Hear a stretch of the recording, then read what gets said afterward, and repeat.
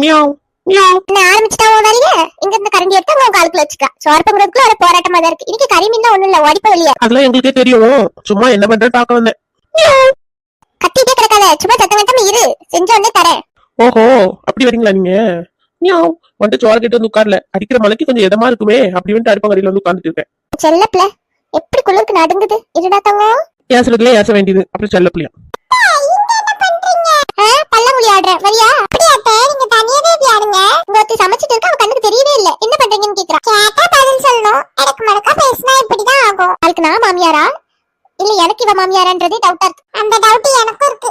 Eddy அவளை சாப்பிட வர சொல்லு. அவங்க அவங்களை கொண்டுட்டு வர சொன்னாங்க. இது கொண்டுட்டு போலாம் போறா? தரவே இல்ல.